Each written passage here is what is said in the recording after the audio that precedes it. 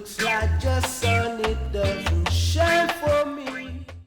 Welcome to the conversation. I'm your host, Anthony McPherson. On the conversation today, we have Little Roy, one of the pioneers of roots rock reggae music. Welcome to the conversation, Little Roy. Yes, T, you know. Yes. It's a pleasure. Thank you. Great to have you here. Yeah. And firstly, I'd like to thank you for allowing us to use the soundtrack of Prophecy for the conversation. Yeah, that soundtrack is very important, you know, because there are some exploiters on that song, you know. It's a famous song all over the world, but the public don't have it right. Right. It's whose song, you know. Yes, one of my favorites as well. Yes. Little Roy, I want you to tell the audience about your career as a singer from the age of 12 with your first #1 hit, Bongo Nyah. No, well, Bongo Nyah wasn't at the age of 12, but I recorded my first song at the age of 12. Okay. For Studio One. Yes, I followed two of my classmates, Harold Burgess and Barrington Bailey. Barrington Bailey is he plays horns now, you know, and he was also the musical director for Bonnie Wailers. Okay. Yeah, as a hornsman.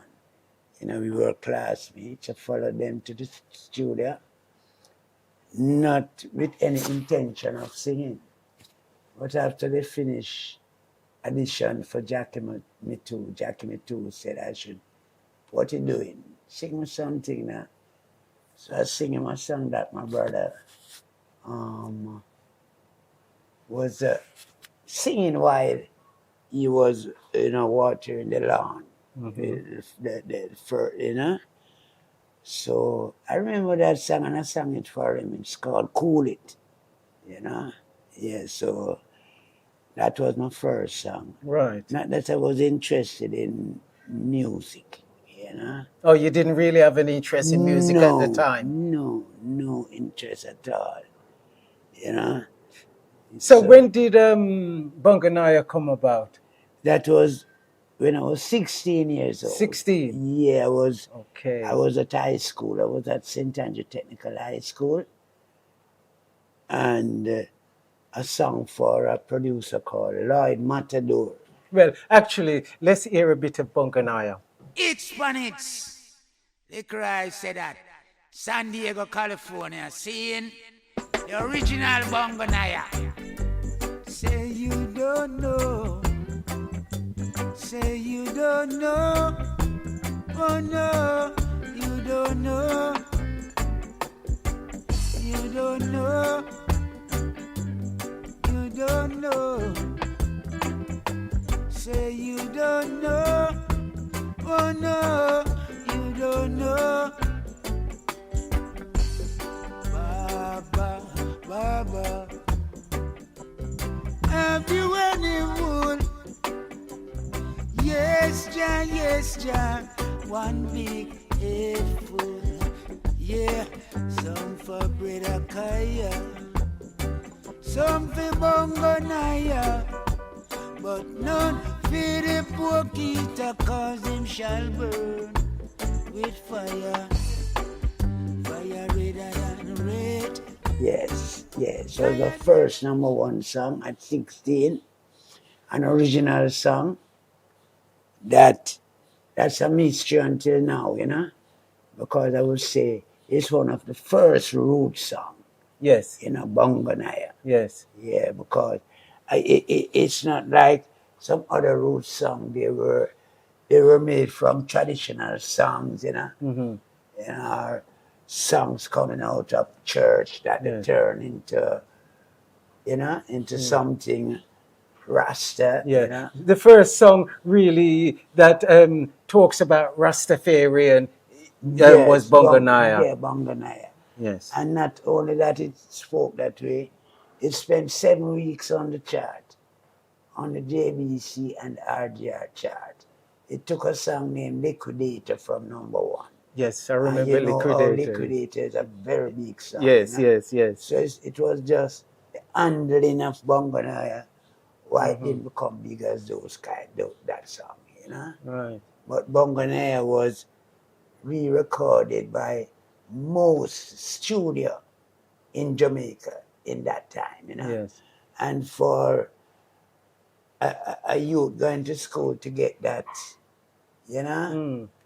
Yes, that must have been an experience. Yes, because Federal did it, Byron and the Juggernaires did it, you know. Cox Studio One did it. Yes. Joe Gibbs did a version. Mm-hmm. I mean, all the major studios. Yes. And also a group from the Caribbean called the Merrymen. You know, that was a big group in, you know. Yes. Yeah. Yes. Can you also tell us about Prophecy, which is one of my favorites of your catalog? Tell us how Prophecy came about, because I heard that when you wrote that song, it just came to you and you just Yes, well, naturally. yes. Prophecy is a great song. Those It songs. is. I would It say resonates with a lot of people Yeah. and the times that black people Yeah. have been through. Yeah, because I didn't write that song for myself, you know. You know? Because the lyrics of that song, it was for more people, someone that is under pressure, Yeah. you know. At that time, I was living at home. I wasn't really under any pressure, you know. I get my tea, lunch, and dinner. Although Prophecy is a song in 71, the year when I left school. No, 72. When I was 19, I did Prophecy, you know. And we got the rhythm from Black Marwell. It was him who made that rhythm. To understand it, it was with the Soul Syndicate band. And he came and him and my friend called Scorcher, Maurice Jackson. Yeah, they did a deal. Maurice gave him some money and had a cut off the rhythm. So the rhythm was there for a couple of weeks trying to write a song Yes. for the rhythm. Yes. But one evening now I went to Shortwood among one of my brethren. His name is Carl Fletcher. He ended up being a producer also. Produced a song, To Be Poor is a Crime, which still Yeah. cool. Well, that is very true. And that is why I decided to use that song, you know, as the theme music for the conversation, because I believe that song resonates with a Yes. lot of black people, you know, Yes. who have been living Yeah. through, you know, I wrote that song, oppression you know. all I through wrote the that song ages. looking in the hearts of the people. Yes, You know? yeah. I Looks feel like that the in the sun song. doesn't shine for me. Yes, It's yes. not exactly me, you know. Yeah, yeah. Talking about someone else. You Yes, know? yeah. Because I'm living it, I can't be free. That's right. You know. This song Which is still the case if you really this look song at it. resonate to Yes. Africa. Yes. You know. Mm-hmm. But freedom is a must, I know. Yes. One You day. know, because it must. Yeah. You know. Yeah. Just to look at the situation and write about it. Yes. Fantastic. That is And also, fantastic. it's very prophetical. Yes. You know, and true, you know. Because when the rain stopped pouring down and they ain't got no water. Right now, Europe don't have enough water. All over the world, water is drying up. Yeah. So, you know, that song could be a significant song, Yes. you know, from the day it was made. Yeah. You know. And there's another song that I really like is Tribal War. Yes. Tell me a little bit about Tribal War and how that song come about. Yes. Well, Tribal War now, about 73, 74, I made that song, you know. We recorded it at Lee Scratch Perry's studio, you know. Because when I was living in Washington, Ghana, I didn't live far from Lee Scratch Perry. I lived close to Lee Scratch Perry. And my family, you know, Tribal War was made by me and Melvin Jackson. That is a nickname, as they would call it. They call him Munchie, you know. But he's brother to Maurice Jackson. So went to this. I had this song, you know, and I went to the studio. We had Horsey, Horsemouth, you know, as our drummer. And there was a guitarist called Roy. They called him Roy Hamilton. There was a keyboard player called Paul Dixon, otherwise known as Pablo. Pablo. Yeah, he was a keyboard player at Studio One. Yeah, and the 4 musicians was in the studio with me. No, there was a bassist called Reggie. We used to call him Reggie. You know, so Reggie was the bass player and the other 3 musicians. Yeah. So it was with those group of people that you did Tribal War with. Yeah, they made the song. Yeah. But there was a mystery, there was a twist in it. Because we recorded one song before that's called Blackbird. Yeah. A song that said Blackbird sits upon its nest, seeking for happiness. Yeah. White bird came with distress and brought him unhappiness, you know. So after we finish recording that song, gonna work on Tribal War now. I think Reggie played it the first time, but then suddenly walked in the studio was Dennis Brown. And I know some musicians say, from his walking in, it's like he's hearing the song. You know? So he came in the studio and he took the bass from Reggie. That's Dennis Brown. Dennis Brown. The late Dennis Brown, we should say. Yes, and the Dennis Brown played the song. The rhythm was a one-take rhythm, you know. We didn't even try to make it a second time. Yeah. Only hear it, you know. But everyone loved it, you know. Yeah. Scratch everyone that was in the studio. No, I said I was gonna voice it, put it on a pilot voice, so I can go and listen it to Yeah.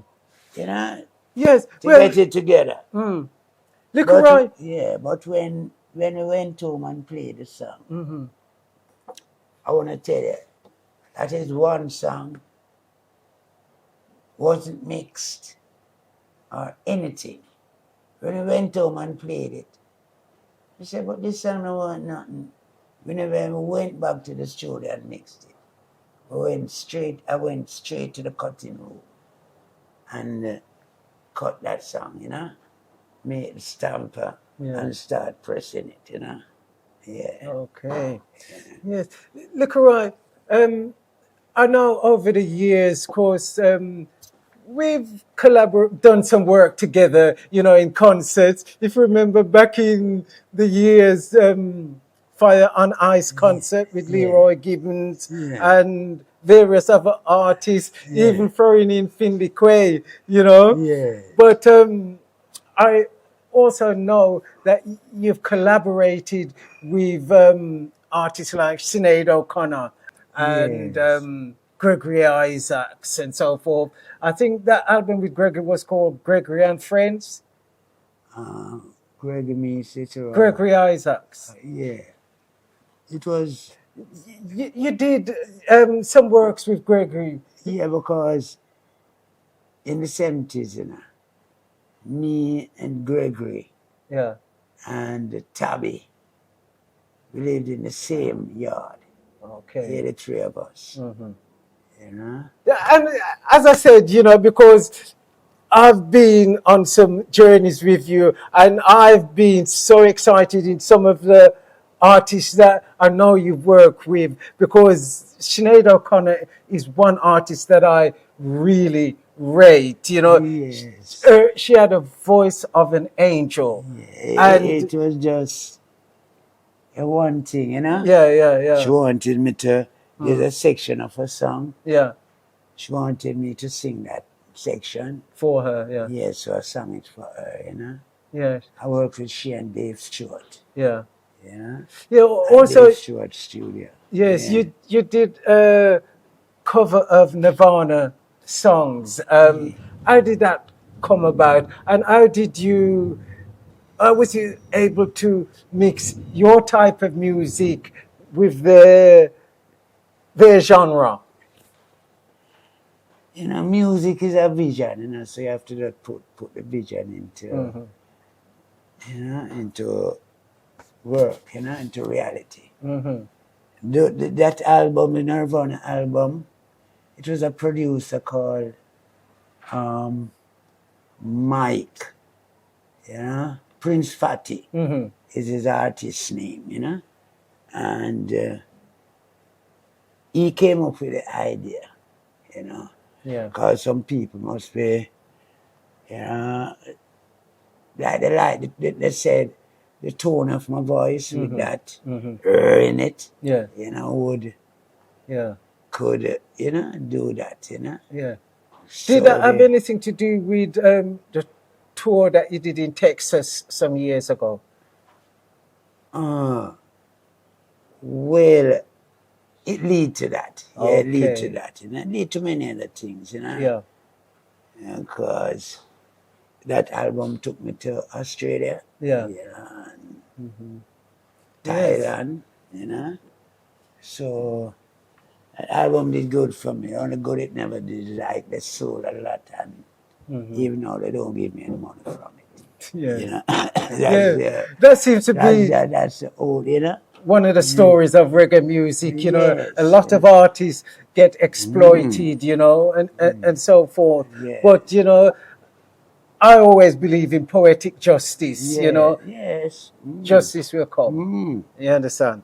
Yes. Also, Little Roy, I want to ask you about your appearance on Late with Jules Holland.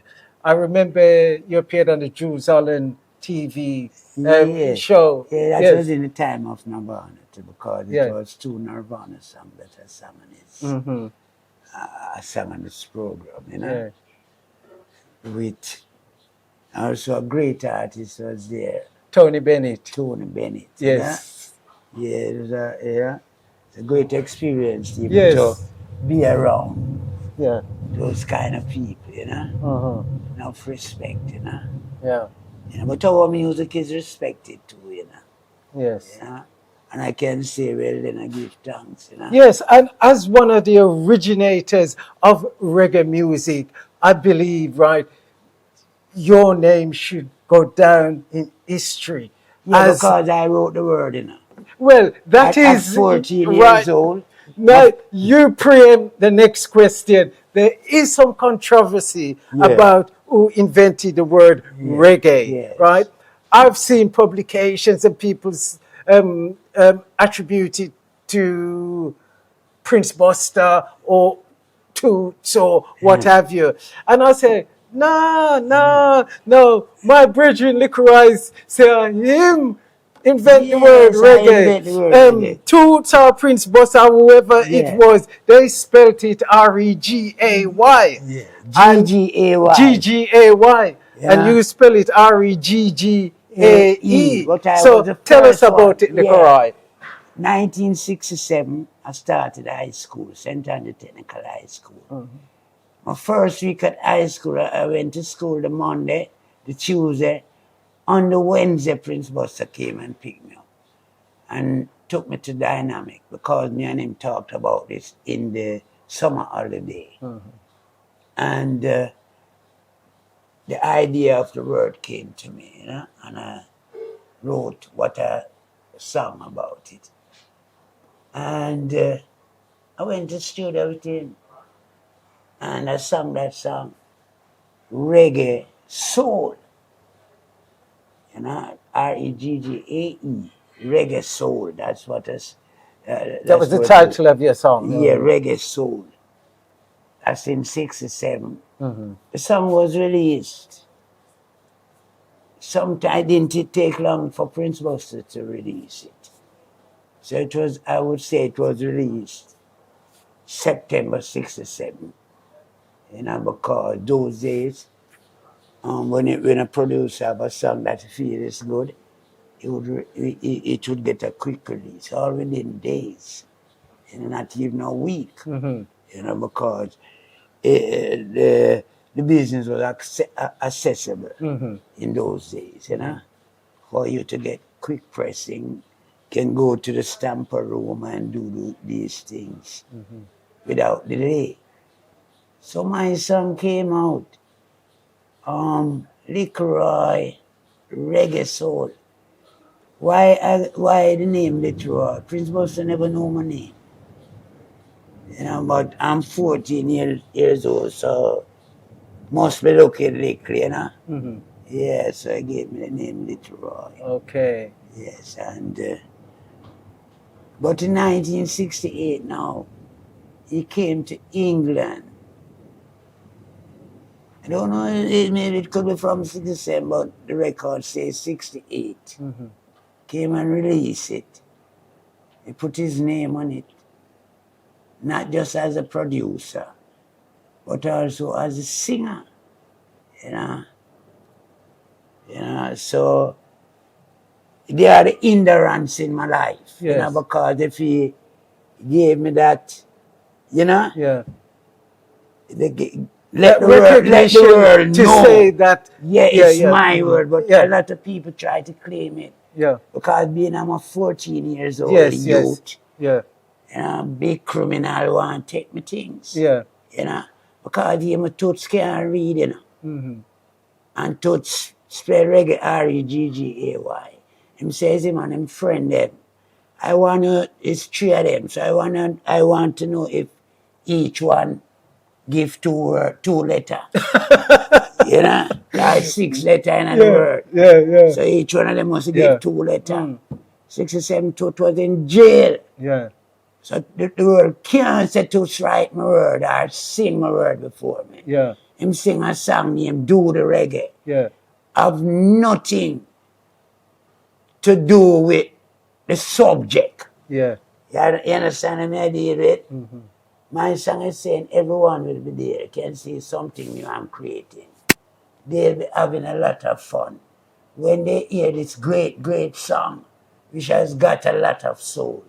People have got the reggae soul, Everyone will be running over town.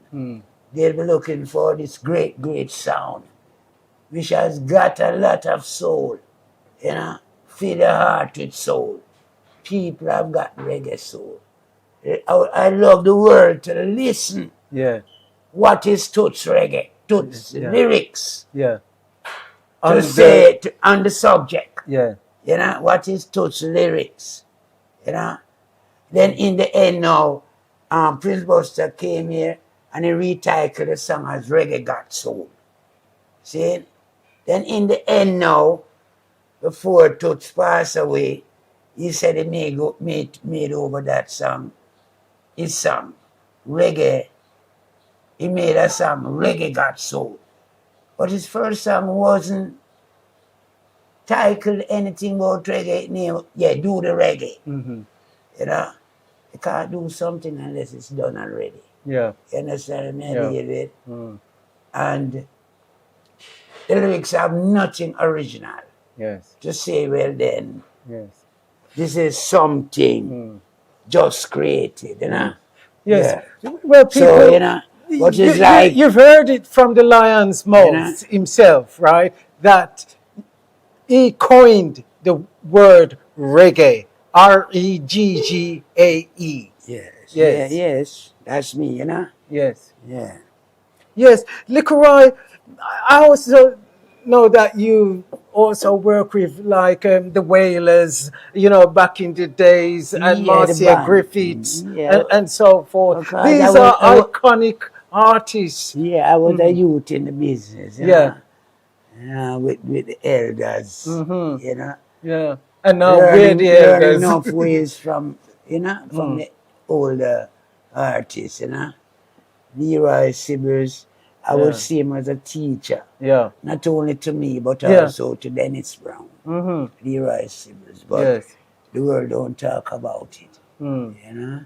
Leroy is a great man, you know? Yes. Yeah. Yes. Because I believe as part of Black history, these are really important, you know, to make sure that the future generation know where reggae music come from and those who were involved in creating reggae music. Yeah, but I just feel like my fight is to some of the lyrics that I write, you know. It's like, you know, Don't Cross the Nation when I was youth, you know. I sang that song about 1970 after Bongo Nyah. The melody is kind of, you know, not even the melody, the backing. And like the same chords, you know. Don't cross the nation, we are all Africans. Don't cross the nation, you know. And you know, there's suppression against many things. Yes. You know.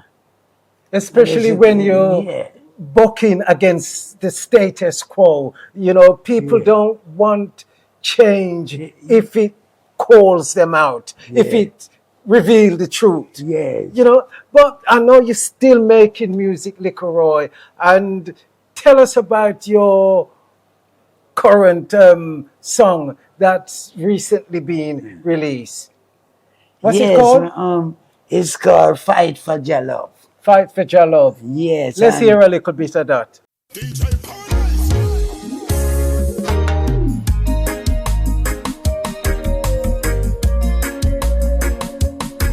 Without love, without love, without love, we not lose, we not lose, we not lose. Without love, there is no solution. Yes. Yes, you know. And my son named Donovan. Yes. He helped me wrote this song. Oh, Donovan helped you write the song. The title is He's a talented words, musician as his well. Words, Yeah. Fight for your love. When I see him come with that, and I said, wait, you know. Yeah, you know. And I tried to have him on stage with me. Yes. I tried to take him to the studio and you know. Because he does sing with you sometimes. Yes. You know. When he makes himself available. Yes. Well, he's got a good teacher. Yes, you know. And I love his, you know, his voice. Yeah. I love him. Love him as a son, you know. Couldn't get a better son. Yes. Well, Roy, thank you so much for joining me on the conversation. Yes, Steve. Wicked. And I hope this go all over the world. You know? I'm sure it will. Yeah, let the world know that I am reggae. Yes. Yes. Me know that from a long time.